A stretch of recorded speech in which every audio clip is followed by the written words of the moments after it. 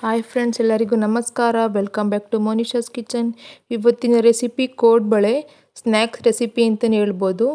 ಇದು ಕೋಡ್ಬಳೆ ಎಲ್ಲರಿಗೂ ಮಕ್ಕಳಿಗೆಲ್ಲ ತುಂಬ ಇಷ್ಟ. ಅದಕ್ಕೋಸ್ಕರ ಮನೆಯಲ್ಲೇ ಹೇಗೆ ಮಾಡೋದು ಅಂತ ನೋಡೋಣ. ಫಸ್ಟ್ ನಾವು ಮಿಕ್ಸಿ ಜಾರಿಗೆ 2 ಕಪ್ಪಷ್ಟು ಒಣ ಕೊಬ್ಬರಿ ಮತ್ತು ಒಂದು 10 ಒಣ ಮೆಣಸಿನಕಾಯಿ, ಒಂದು ಸ್ವಲ್ಪ ಕರಿಬೇವು ಹಾಕಿ ಗ್ರೈಂಡ್ ಮಾಡ್ಕೊಬೇಕು. ನೀರು ಹಾಕೋಗಿಲ್ಲ ನೋಡಿ, ಈ ಥರ ತರಿ ಗ್ರೈಂಡ್ ಮಾಡ್ಕೊಳ್ಬೇಕು. ನೆಕ್ಸ್ಟು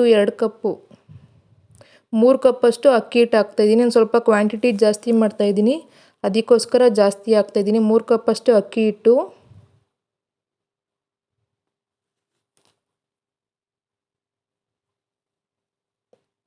ಮತ್ತು 2 ಕಪ್ಪಷ್ಟು ಚಿರೋಟಿ ರವೆ ಹಾಕೋದ್ರಿಂದ ಕೋಡ್ಬಳೆ ತುಂಬ ಚೆನ್ನಾಗಿ ಬರುತ್ತೆ. ಕ್ರಿಸ್ಪಿಯಾಗಿ ಬರಬೇಕು ಅಂದರೆ ಚಿರೋಟಿ ರವೆ ಹಾಕಬೇಕು.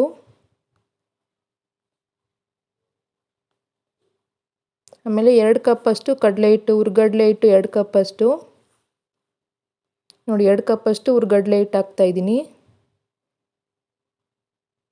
2 ಕಪ್ಪಷ್ಟು ಮೈದಾ ಹಿಟ್ಟು, 3 ಕಪ್ಪು ಅಕ್ಕಿ ಹಿಟ್ಟು, 2 ಕಪ್ ಚಿರೋಟಿ ರವೆ, 2 ಕಪ್ಪು ಹುರ್ಗಡ್ಲೆ ಮತ್ತು 2 ಕಪ್ ಮೈದಾ ಹಿಟ್ಟು ಮತ್ತು ಗ್ರೈಂಡ್ ಮಾಡ್ಕೊಂಡಿರ್ತೀವಲ್ಲ ಕೊಬ್ಬರಿ ಮೆಣಸಿನ್ಕಾಯಿ, ಅದನ್ನು ಹಾಕ್ತಾಯಿದ್ದೀನಿ. ಒಂದು ಸ್ವಲ್ಪ ರುಚಿಗೆ ತಕ್ಕಷ್ಟು ಉಪ್ಪು. ನಿಮಗೆ ಖಾರ ಬೇಕಂದ್ರೂ ಸ್ವಲ್ಪ ಮೆಣಸಿನ್ಕಾಯಿ ಜಾಸ್ತಿನೇ ಹಾಕ್ಕೋಬೋದು, ಇಲ್ಲ ಖಾರದ ಪುಡಿನೂ ಸಹ ಹಾಕ್ಕೋಬೋದು. ರುಚಿಗೆ ತಕ್ಕಷ್ಟು ಉಪ್ಪು ಮತ್ತು ಜೀರಿಗೆ ಮತ್ತು ಬಿಳಿ ಎಳ್ಳು.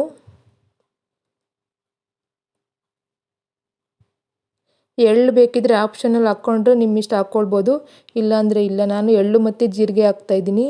ಮಿಕ್ಸ್ ಮಾಡಿ. ಇದಕ್ಕೇನು ಬಿಸಿನೀರು ಅಂತೇನಿಲ್ಲ, ತಣ್ಣೀರೇ ಹಾಕ್ತಾ ಇರೋದು. ನಾನು ಒಣ ಕೊಬ್ಬರಿ ಹಾಕಿರೋದ್ರಿಂದ ಎಣ್ಣೆನೂ ಸಹ ಕಾಸಿ ಹಾಕ್ತಾಯಿಲ್ಲ, ಹಾಗೆ ನೀರಾಗಿ ಕಲಿಸ್ತಾ ಇದ್ದೀನಿ ಅಷ್ಟೇ. ನೋಡಿ, ಚಪಾತಿ ಹಿಟ್ಟಿನ ಅದಕ್ಕೆ ಕಲಸಾಯಿತು.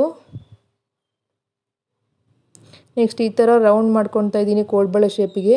ನಾನು ಮೀಡಿಯಮ್ ಸೈಜ್ ಮಾಡ್ತಿದ್ದೀನಿ. ತುಂಬ ಸಣ್ಣದಾದರೆ ಚೆನ್ನಾಗೋಲ್ಲ ತಿನ್ನೋಕ್ಕೆ, ದೊಡ್ಡದಾದ್ರೂ ಚೆನ್ನಾಗಲ್ಲ. ದಪ್ಪ ಆದರೆ ಬೇಯೋದಿಲ್ಲ, ಒಳಗಡೆ ಮೆತ್ತಗಿರುತ್ತೆ. ಅದಕ್ಕೋಸ್ಕರ ಮೀಡಿಯಮ್ ಶೇಪಲ್ಲಿ ಮಾಡ್ಕೊತಾ ಇದ್ದೀನಿ. ನೋಡಿ, ಒಣಮೆಣ್ಸಿನ್ಕಾಯಿನ ಪುಡಿ ಮಾಡಾಕಿರೋದ್ರಿಂದ ಕಲರ್ ಗೋಲ್ಡನ್ ಕಲರ್ ಬಂದಿದೆ. ನೋಡಿ, ಈ ಥರನೇ ಎಲ್ಲದನ್ನು ಮಾಡಿಟ್ಕೊಂಡ್ರೆ ತುಂಬ ಬೇಗ ಆಗುತ್ತೆ. ನೆಕ್ಸ್ಟ್ ನಾನು ಒಂದು ಬಾಣಲಿಲಿ ಎಣ್ಣೆ ಕಾಯಕ್ಕಿಟ್ಟಿದ್ದೀನಿ. ನೋಡಿ, ಎಣ್ಣೆ ಕಾದಿದೆ. ಕೋಡ್ಬಳೆ ಹಾಕಿ ಮೀಡಿಯಮ್ ಫ್ಲೇಮಲ್ಲೇ ಕರಿಬೇಕು.